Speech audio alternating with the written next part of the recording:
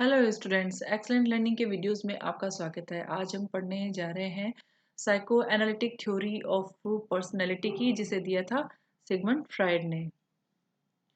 सबसे पहले हम सिगमंड फ्राइड का एक ब्रीफ इंट्रोडक्शन देख लेते हैं कि ये कौन थे और कहाँ से बिलोंग करते थे। सिगमंड फ्राइड जेविश बैकग्राउंड से थे, वियना के थे और न्यूरोफिजियोलॉजिकल रिसर्च करना चाहते थे। प्राइवेट प्रैक्टिस कर रहे थे नर्वस सिस्टम की और जो ब्रेन डिसऑर्डर्स है उनकी। ठीक है। और ये देखिए, सिगमंड फ्राइड है, इन्होंने कॉन्सेप्ट जो दिए थे वो है, एक तो अनकॉन्शियस माइंड का, जो बहुत ही इंपॉर्टेंट थ्योरीज है, इंपॉर्टेंट कंसेप्ट जो इन्होंने दिए थे वो है अनकॉन्शियस माइंड के दिए थे। ड्रीम एनालिसिस इन्होंने किया था। जब जो पेशेंट आए थे, साइकिक पेशेंट आए थे, तो उनका ट्रीटमेंट करने के लिए उनका ड्रीम एनालिसिस किया था। Infantile sexuality, free association, id ego and super ego, Freudian slip, ये चीज़ें इन्होंने दी है। तो जो सिगमंड फ्राइड है उनको फादर ऑफ साइको एनालिसिस के नाम से भी जाना जाता है। और ये फिजियोलॉजिस्ट थे, मेडिकल डॉक्टर थे, साइकोलॉजिस्ट भी थे। ठीक है।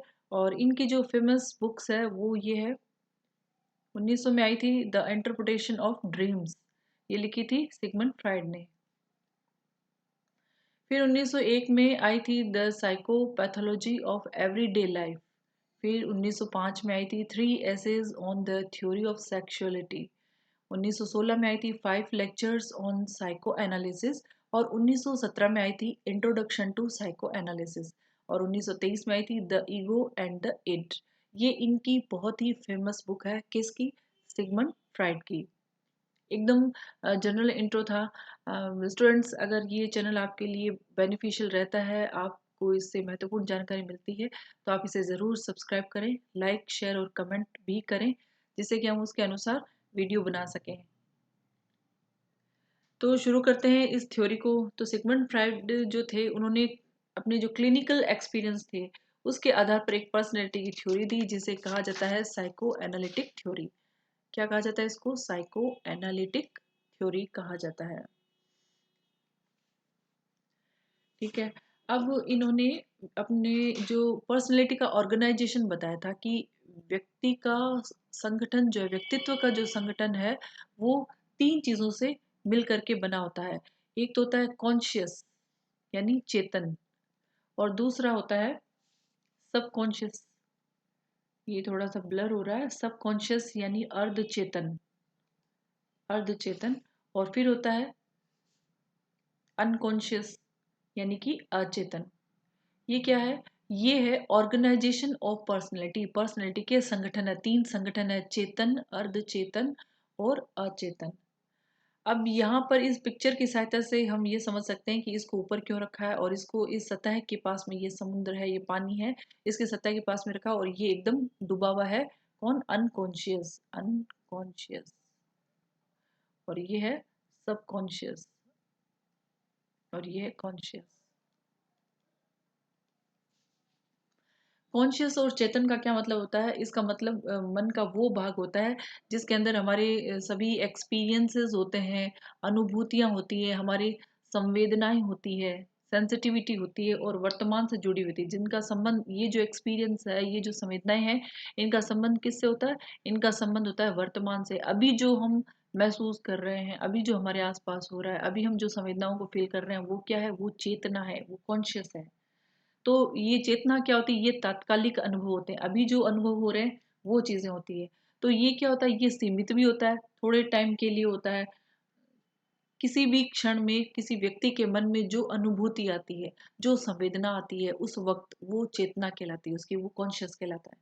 तो ये हो गई कॉन्शियस, ये संगठन है।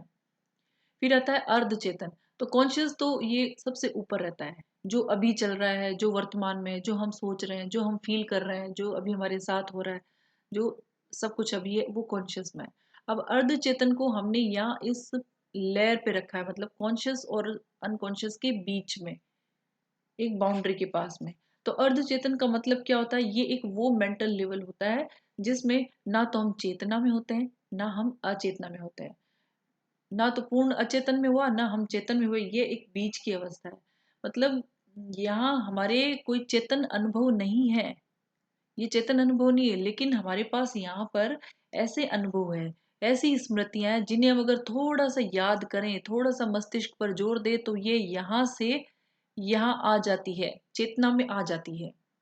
वो ये सेम वैसा ही है जैसे हमने अपनी बुक को किसी टेबल में ड्रॉर में रख करके भूल गए, लेकिन जैसा ही हमने जोर दिया, याद करने की कोशिश की, तो वो हमें याद आ गई, कॉन्शियस माइंड में आ गई कि हमने उस टेबल की उस ड्रॉर में उस बुक को रखा है। ठीक है, तो प्रयास करने से ये चीजें चेतना में आ जाती है। तो इस तरह से सिगमंड फ्रॉइड ये कहते हैं कि ये जो सबकॉन्शियस माइंड होता है, अर्ध चेतन होता है, ये कॉन्शियस और अनकॉन्शियस के बीच में एक ब्रिज का काम करता है। मतलब कॉन्शियस से अनकॉन्शियस की तरफ जाने से पहले हमें यहाँ सबकॉन्शियस से होकर के गुजरना पड़ेगा, तो ये एक ब्रिज की तरह काम करता है। अब आता है अनकॉन्शियस, अचेतना। अचेतना का मतलब होता है जो चेतना से परे हो, चेतना से दूर हो। हमारे कुछ अनुभव जिंदगी में ऐसे होते हैं जो हमारी चेतना में ना तो हमारी चेतना में होते हैं, ना ही हमारी अर्ध चेतना में होते हैं, दोनों में नहीं होते हैं। हम कितना भी याद करने की कोशिश करें वो चेतना में आएंगे नहीं, क्योंकि वो यहाँ नहीं होते हैं। ठीक है, तो यहाँ जो अचेतन मन है, यहाँ अचेतन मन में जो रहने वाले हमारे अनुभव हैं, जो हमारी अ, जो संवेदनाएं हैं, तो वो जैसे कि कोई एंटी सोशल हो गया, वो कौन सी चीजें होंगी, जैसे कोई एंटी सोशल थिंग्स या बिहेवियर हमारे साथ में हुआ है, बचपन में कभी हुआ है लेकिन अभी हमें बिल्कुल भी याद नहीं है, या कुछ हेटफुल चीजें हुई है, घृणित जो चीजें हमारे साथ हुई है वो हो गई, सेक्सुअल हो गया। तो इस तरह की जो हैरेसमेंट है, तो इस तरह की जो चीजें हैं जिन्हें हमने दमित कर दिया है, हमारी कुछ इच्छाएं हैं जो पूरी नहीं हो पाई है, और कुछ विचार हैं जिनका पूरा होना संभव नहीं है, तो उनको चेतना से हटा करके अचेतन में हमने दमित कर दिया है, यहाँ हमने रिप्रेस कर दिया है। तो ये जो इच्छाएं होती है ना, ये समाप्त नहीं होती एक्चुअल में, ये निष्क्रिय हो जाती है, ये हमारे चेतना में आएगी नहीं, लेकिन ये यहाँ आने के लिए भरसक कोशिश करती है, पूरा प्रयास करती है चेतना में। और इसीलिए हमारा जो बिहेवियर है वो अनकॉन्शियस माइंड पर ही डिपेंड करता है। अचेतन की जो अनुभूतियां हैं, विचार है, उस सभी का जो व्यवहार है वो हमारे चेतन पे और अर्ध चेतन पे इसका प्रभाव पड़ता है। इसी कारण से जो फ्राइड महोदय हैं उन्होंने कहा है कि ये एक बहुत बड़ा आकार होता है, ये एक बहुत बड़ा साइज होता है, किसका, अर्ध अचेतन का। ठीक है, और अब आ जाते हैं हम,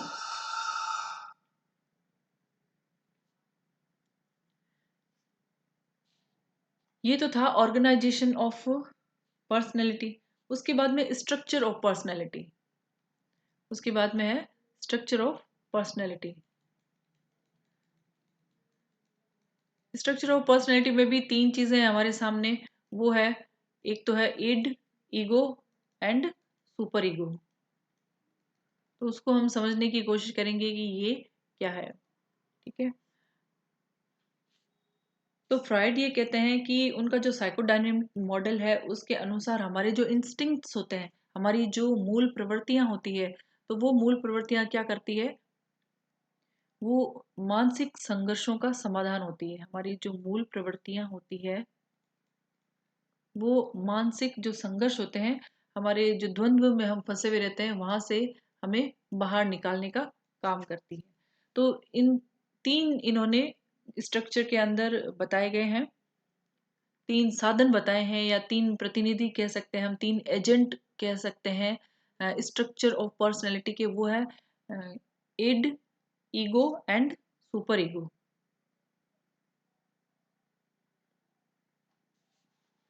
तो सबसे पहले हम देखेंगे इड।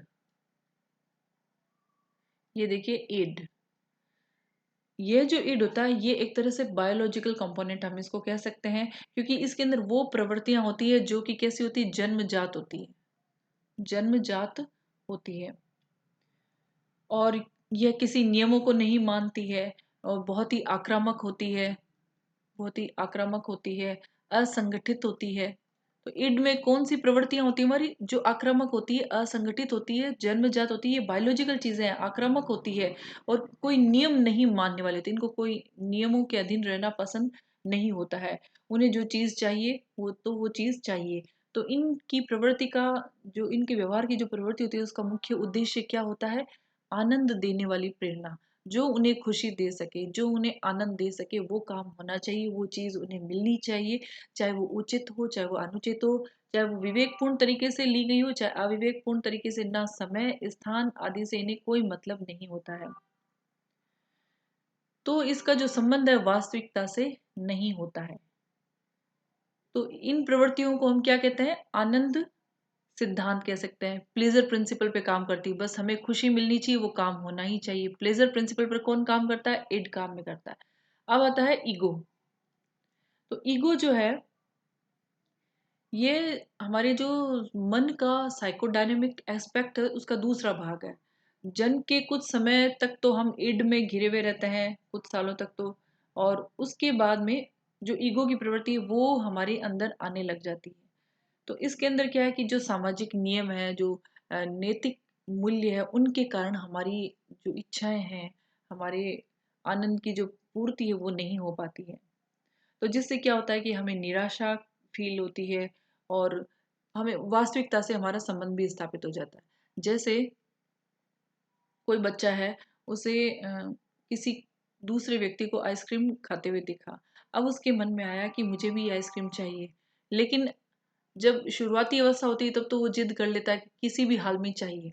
लेकिन जब वह सामाजिक नियमों के अधीन आ जाता है, नैतिक मूल्यों को समझने लग जाता है, तो वो सोचेगा कि मुझे इसको खरीद करके खाना है, ना तो मुझे छीन करके खाना है, ना मुझे लेकर के भागना है, क्योंकि दोनों ही अनैतिक कार्य है। वह उसके उचित निर्णय ले करके सामाजिक नियमों और नैतिक मूल्यों के अधीन उस कार्य को करता है, तो ये वास्तविक परिस्थितियों के अधीन इन क्रियाओं को करने लग जाता है। तो इसका संबंध ईगो का किससे होता है? वास्तविकता से होता है, रियलिटी से होता है। तो यह जो ईगो होता है, यह रियलिटी प्रिंसिपल पर काम करता है। कौन से प्रिंसिपल पर? रियलिटी प्रिंसिपल पर काम करता है। तो ईड जो था वो प्लेजर प्रिंसिपल पर, और ईगो जो है वो रियलिटी प्रिंसिपल पर काम करता है। अब आता है यहाँ पर सुपर ईगो।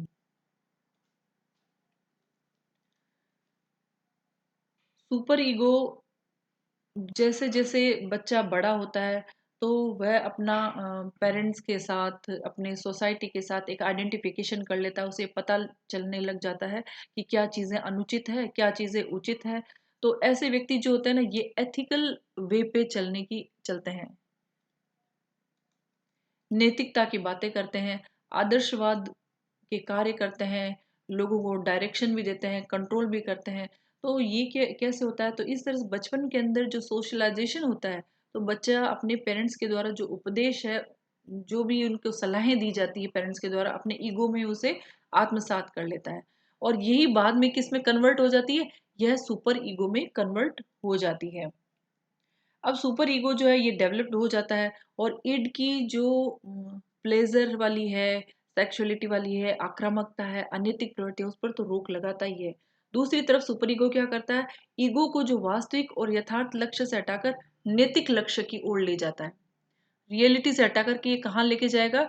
ये मॉरल की तरफ लेके जाएगा, मोरल गोल्स की तरफ लेकर के जाएगा। अब जो एक कंप्लीटली डेवलप्ड सुपर ईगो वाली पर्सनैलिटी के जो लोग होते हैं, वे कामुक आक्रामक प्रवृत्तियों का ये रिप्रेशन करते हैं। अब ये रिप्रेशन वो खुद नहीं करते हैं, ये अपनी ईगो को आदेश दे करके अपनी इच्छाओं का नियंत्रण करते हैं। तो ये हो गया सुपर ईगो। तो ये स्ट्रक्चरल पर्सनैलिटी हो गई और ऑर्गेनाइजेशन पर्सनैलिटी हो गई। अब उसके बाद में यहाँ पर हम देखते हैं psycho sexual stages of development दी थी। सिगमंड फ्राइड ने, बहुत इंपॉर्टेंट है। तो ये डिवाइडेशन किया था इसके अंदर।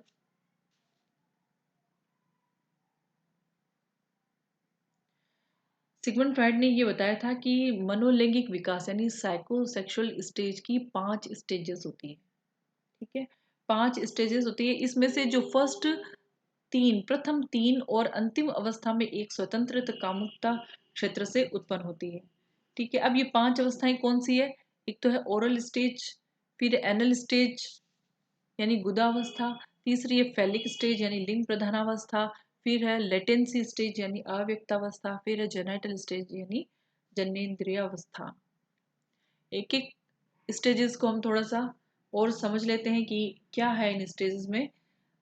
यह जो है ओरल स्टेज ये होती है जन्म से लेकर के 1 वर्ष तक। 1 वर्ष तक होती है और इसमें जो कामुकता का क्षेत्र होता है वो होता है मुँह। यानी कि मुँह के द्वारा की जाने वाली सभी क्रियाएँ करता है, जैसे सकिंग है, स्वेलोइंग है, जाह से कोई क्रिया करना है, दाँतों को दबाना करना है, कुछ चीज़ें खाना, तो यहाँ पर उसे आनंद की प्राप्ति होती है, सुख की प्राप्ति होती है। अब फिर नेक्स्ट आता है एनल स्टेज।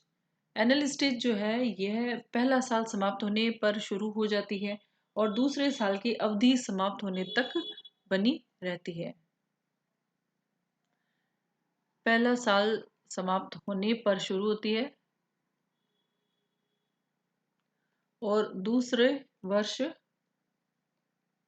की अवधि समाप्त होने तक 1 साल तक ये स्टेज बनी रहती है। यानी कि 2 से 3 साल के बच्चे जो होते हैं उनमें ये स्टेज पाई जाती है। तो इनके अंदर जो इरोजिनस ज़ोन होता है यानी कामुकता क्षेत्र होता है मुँह मुँह से हटकर कहाँ आ जाता है वो एनल रीजन पे आ जाता है। एनल रीजन पे आ जाता है। अब बच्चे जो हैं वो मल-मूत्र त्यागने से संबंधित क्रियाओं में आनंद उठाते हैं। ठीक है, अब आ जाता है फेलिक स्टेज। फेलिक यानी लिंग प्रधानावस्था। यह तीसरी अवस्था होती है मनोलैंगिक अवस्था की, साइकोसेक्सुअल डेवलपमेंट की और ये जीवन के चौथे से 5वें साल के दौरान होती है। अब इसमें इरोजेनस ज़ोन कौन-सा है? इसमें जेनाइटल आ जाता है। ठीक है, फ्रॉइड का मतलब ये कहना था कि जो लड़के होते हैं उनको एडिपस या एडिपस कॉम्प्लेक्स होता है और जो लड़कियां होती हैं उनमें इलेक्ट्रा कॉम्प्लेक्स होता है। ऑडिपक्स कॉम्प्लेक्स की वजह से जो लड़के होते हैं वो अपने माता की तरफ आकर्षित रहते हैं और इलेक्ट्रा कॉम्प्लेक्स की वजह से लड़कियां जो है अपने फादर की तरफ अट्रैक्ट रहती है। अब उसके बाद में आता है लेटेंसी स्टेज। 6 से 7 साल की उम्र में होती है, शुरू होकर के ये 12 साल तक बनी हुई रहती है और चौथी स्टेज है ये साइकोसेक्सुअल डेवलपमेंट की। इसके अंदर कोई एरोजिनस जोन नहीं होता है। जो सेक्सुअल विशेस होती है वो डोरमेंट होती है, सुषुप्त रहती है और यहाँ पर जो बच्चे होते हैं वो नॉन सेक्सुअल एक्टिविटीज़ में बिजी होते हैं, जैसे शिक्षा है, चित्रकारी करना है, खेल-कूद की गतिविधियों में जो उन्हें पसंद होती है, तकनीकी गतिविधियों में वहाँ वो व्यस्त होते हैं। अब नेक्स्ट आता है जेनाइटल स्टेज। लास्ट स्टेज है अंतिम अवस्था जो 13 वर्ष की आयु से प्रारंभ होकर के फिर निरंतर चलती है। इसमें एडोलेसेंस भी आता है, एडल्टहुड भी आता है, किशोरावस्था, प्रौढ़ावस्था दोनों ही आते हैं। इसमें अन्य खूब सारे जो फिजिकल चेंजेस जो होते हैं वो यहाँ पर देखने को मिलते हैं। बहुत सारे फिजिकल चेंजेस आते हैं, लड़के और लड़कियों दोनों में होते हैं। ये ग्लैंडुलर डेवलपमेंट के कारण होते हैं। तो जिसकी वजह से जो भी चेंजेस आते हैं वो स्पष्ट दिखते हैं। ये इनकी लास्ट स्टेज होती है। अब इस अवस्था में जो व्यक्ति है उसकी व्यक्तित्व शारीरिक, मानसिक, सामाजिक रूप से मैच्योर हो जाता है और वह सामाजिक रूप से जो अनुमोदित लैंगिक संबंध बना करके अपनी जीवन यापन करता है। तो ये 5 स्टेजेस हो गई। कौन-कौन सी उम्र में है वो भी हमने पढ़ी। अब आता है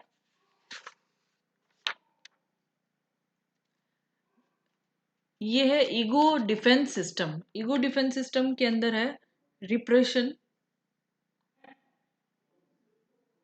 डेनियल, प्रोजेक्शन, डिस्प्लेसमेंट, रिग्रेशन और सब्लिमेशन। अब इनको हम संक्षिप्त में जानने की कोशिश करेंगे क्या मतलब है इनका।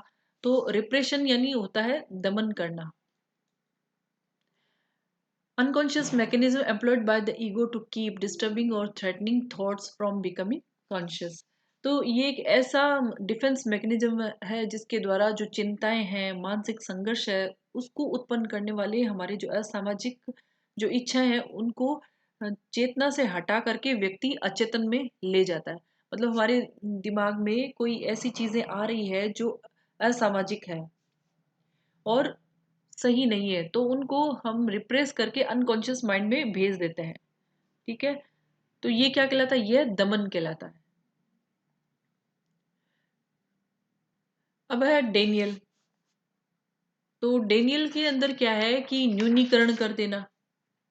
ठीक है, Denial involves blocking external events from awareness. If some situation is just too much to handle, the person just refuses to experience it. यदि हमारे सामने कोई ऐसी सिचुएशन आती है जिसे हम एक्सेप्ट नहीं करना चाहते हैं, तो हम उन सूचनाओं को लेने से, उन चीज़ों को स्वीकार करने से मना कर देंगे। हम उस वस्तु स्थिति को स्वीकार ही नहीं करेंगे। जैसे for example, smoky may refuse to admit to themselves that smoking is a bad for their health. जैसे कोई स्मोकर्स है, ड्रग्स लेने वाले हैं, उनको बताया जाए कि स्मोकिंग या ड्रग्स लेना, नशा करना कितनी बुरी बात है, लेकिन वो इस चीज़ को स्वीकार ही नहीं करेंगे। ऐसी इन्फॉर्मेशन अपने अंदर आने ही नहीं देंगे, सुनना ही नहीं पसंद करेंगे। तो ये होता है डेनियल। अब आता है प्रोजेक्शन। प्रोजेक्शन का मतलब होता है प्रक्षेपण करना। प्रक्षेपण में क्या होता है? They involve individual attributing their own unacceptable thoughts, feelings and motives to another person. दूसरे लोग हैं, अपने एनवायरनमेंट के प्रति जो उनकी अम, जो मनोवृत्तियां हैं, वो दूसरे लोगों पर आरोपित कर देते हैं। जैसे कि एक एग्जाम्पल के तौर पे देखते हैं कि परीक्षा में कोई बच्चा फेल हो गया है, तो इसका दोष वो खुद पर नहीं लेगा, बल्कि ऐसे कहेगा कि या तो पेपर कठिन आया था, या टीचर ने कुछ सही नहीं पढ़ाया कुछ चैप्टर्स को, या घर वालों ने उसे किसी काम में, घर के काम में व्यस्त रखा है, इसीलिए वह फेल हो गया। तो उसने अपनी जो कमियां थी उसको दूसरे पर प्रोजेक्ट कर दिया, दूसरे पर आरोपित कर दिया। उसके बाद में आता है डिस्प्लेसमेंट। डिस्प्लेसमेंट, ठीक है। अब डिस्प्लेसमेंट क्या होता है? Satisfying an impulse with a substitute object. इस डिफेंस मैकेनिज्म में व्यक्ति क्या करेगा? अपनी जो संवेग है, अपने जो मोटिवेशन, उसको किसी व्यक्ति से अचेतन रूप से हटाकर दूसरे व्यक्ति से संबंधित कर लेता है। एक व्यक्ति से कोई अटैचमेंट है तो यहां से हटा करके वो दूसरे पर कर लेगा, जिससे उसे मानसिक संघर्ष कम हो, उसकी चिंताएं कम हो सके। जैसे कि यदि किसी बच्चे की उसके पेरेंट्स के द्वारा पिटाई की जाती है, तो वह क्या करेगा? वह अपना जो गुस्सा है, पेरेंट्स के सामने तो नहीं दिखा पाया, लेकिन अपने भाई बहन है या अपने से छोटे जो भाई बहन है उनको वह मार पीट करके गुस्सा दिखाएगा। ठीक है, तो यहाँ पर विस्थापन हो गया। जो इम्पल्स था उसका दूसरे सब्स्टिट्यूट ऑब्जेक्ट पर विस्थापन हो गया, डिस्प्लेसमेंट हो गया। Someone who is frustrated by his or her boss at work may go home and kick the door. Office में बॉस ने कुछ कहा है, वहां से फ्रस्ट्रेशन हुआ है, तो वहां तो फ्रस्ट्रेशन निकला नहीं, किसी को कुछ कहा नहीं। अब घर आकर के वो जो कमजोर प्राणी, चाहे वो डॉग हो, चाहे अपने बच्चे हो, चाहे अपनी वाइफ हो, वहां पर अपना उस सब्स्टिट्यूट ऑब्जेक्ट पर अपना फ्रस्ट्रेशन निकालेगा। यानी कि उसका जो अग्रेशन था, जो इम्पल्स था, उसका डिस्प्लेसमेंट हो गया है, एक व्यक्ति से हट करके दूसरे पर आ गया। ठीक है, अब आ जाता है रिग्रेशन। रिग्रेशन का मतलब होता है प्रतिगमन। तो यह जो है, इसका रिग्रेशन जो शब्द है, इसका मतलब होता है पीछे की तरफ जाना, पीछे की ओर हो जाना। ये एक ऐसा डिफेंस सिस्टम है जिसके अंदर व्यक्ति अपनी टेंशन को कम करने के लिए, अपने कॉन्फ्लिक्ट को कम करने के लिए, जो बचपन के व्यवहार थे उसकी तरफ चला जाता है। जो बचपन में जो व्यवहार करता था वैसा ही व्यवहार करने लग जाता है। ये हम अपने आम जीवन में भी देख सकते हैं। यदि कोई ऐसी सिचुएशन आ गई जिसका हम सामना नहीं कर पाते हैं, हमारे अंदर बहुत तनाव उत्पन्न कर देती, तो हम बच्चों की तरह रोने लग जाते हैं, या गुस्सा आ जाता है, अग्रेशन होता है। तो ये क्या, ये प्रतिगमन हो गया। तो this is a moment back in A psychological time when one is faced with stress. जब कोई व्यक्ति किसी स्ट्रेस को फेस करता है, तो वह अपनी बचपन की अवस्था की ओर चला जाता है। ये वो एक मनोवैज्ञानिक समय होता है। ठीक है, एग्जाम्पल है, a child may begin to suck their thumb again और wet the bed when they need to spend some time in the hospital. ठीक है, अब बच्चे जो होते हैं, अ, यदि वो किसी परेशानी से गुजर रहे हैं, मानसिक संघर्ष से गुजर रहे हैं, तो वो क्या करेंगे? वो अंगूठा चूसना शुरू कर देंगे, बेड को गीला करेंगे। तो ये जो एकदम जो छोटे शिशु अवस्था में काम करते थे वो काम करने लग जाएंगे। तो ये कहलाता है रिग्रेशन, पीछे की तरफ जाना, प्रतिगमन करना। अब आता है सब्लिमेशन। सब्लिमेशन क्या है? Satisfying an impulse with a substitute object in a socially acceptable way. यह बिल्कुल वैसा ही है जैसा कि हमने डिस्प्लेसमेंट पढ़ा था, लेकिन इसके अंदर चेंज क्या है?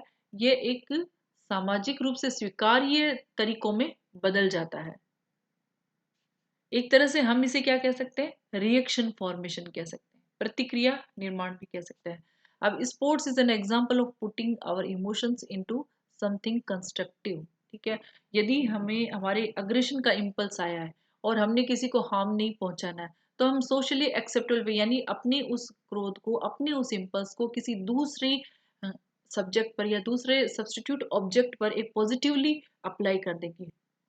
मान लीजिए किसी व्यक्ति को बहुत ज़्यादा क्रोध आया, बहुत ज़्यादा अग्रेशन है उसके अंदर, तो वो गुस्सा कहाँ निकालेगा? स्पोर्ट्स के अंदर निकाला उसने और स्पोर्ट्स में बहुत अच्छा अचीवमेंट कर लिया। तो ये कंस्ट्रक्टिव वे में चेंज हो गया उसका ये इम्पल्स, तो ये कहलाता है सब्लिमेशन।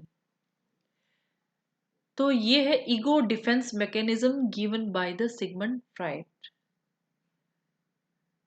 आई होप ये आप सबको अच्छे से समझ में आ गया हो, क्योंकि हमने यहाँ पे सारे एग्जाम्पल के साथ इनके डिस्क्रिप्शन को क्लियर किया है। तो स्टूडेंट्स, ये थी साइको एनालिटिकल थ्योरी जो सिगमंड फ्राइड ने दी होगी और आपके एग्जाम की दृष्टि से बहुत ही यूजफुल है। नेक्स्ट वीडियो में हम साइको जो पर्सनैलिटी थ्योरीज है और लेके आएंगे। आप ज़रूर इस वीडियो को सब्सक्राइब करें और लाइक शेयर एंड कमेंट करें। और अगले वीडियो के आने तक keep learning and keep watching excellent learning videos. Thank you.